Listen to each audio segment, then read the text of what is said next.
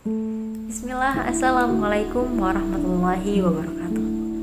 Alhamdulillahirabbil alamin, nahmaduhu wa nasta'inuhu wa nastaghfiruh wa na'udzu billahi min sururi anfusina wa min sayyiati a'malina, may yahdihillahu fala mudhillalah wa may yudhlilhu fala hadiyalah. Asyhadu an la ilaha illallah wahdahu la syarikalah wa asyhadu anna Muhammadan abduhu wa rasuluh la nabiyya ba'dah. Allahumma sholli ala Muhammad wa ala alihi wa sahbihi ajma'in, amma ba'du.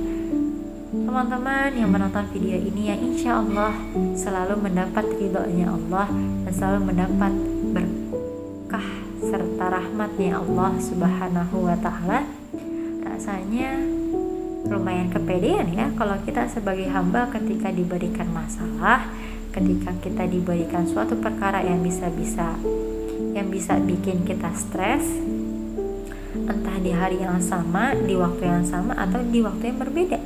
Terus kita nyangkanya itu adalah cobaan, kita nyangkanya itu adalah ujian, padahal bisa jadi itu adalah sebuah teguran untuk kita, karena hati kita yang kotor teman-teman, karena kita ada dengki sama orang, karena kita ada iri sama orang, karena kita ada sombong, karena kita ya banyaklah penyakit-penyakit hati lainnya yang bisa jadi itu ada di diri kita. Bisa jadi kita gak suka sama keberhasilan orang lain, bisa jadi kayak gitu kan. Bisa jadi perkara-perkara yang bisa buat kita stres itu karena itu. Ada kaidah ruhiyah dari Al-Imam Ibnu Hajar Al-Asqalani yang berbunyi at-takhalli 'anir razail qabla at-tahalli bil fadail. Artinya, bersihkan dulu segala kotoran, segala keburukan sebelum kamu memasukkan hal-hal yang baik, hal yang afdal. Analoginya tuh kayak kalau misalnya kita punya gelas nih teman-teman, terus gelasnya kena pupurung, terus kita cuma punya air 1 teko, bisa nggak kita minum di situ? Enggak. Bisa nggak kotorannya hilang dengan air 1 teko? Bisa, tapi kita nggak bisa minum di situ. Jadi itu kita butuh banyak air untuk membersihkan kotorannya, kemudian hingga akhirnya kita bisa minum pakai gelas itu kan. Sehingga akhirnya kebermanfaatan gelas itu tuh bisa berasa di kita, gitu kan. Sama kayak kita teman-teman, kalau ada penyakit hati atau hati kita kotor nih, itu bisa menutup segala kebaikan, nggak bisa terpancarkan kebaikan kita, bisa menjadi penghalang atas hal-hal baik, bisa jadi seperti itu teman-teman. Maka dari itu, untuk membersihkan hati nih, bisa dengan of course banyak-banyak beristighfar.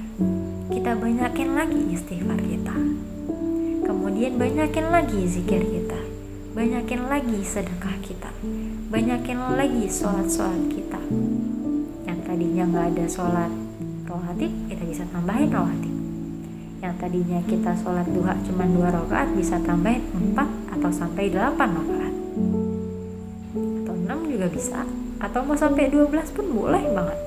Terus sebelum tidur bisa tambahin sholat hajatnya, terus tambahin juga sholat tahajudnya.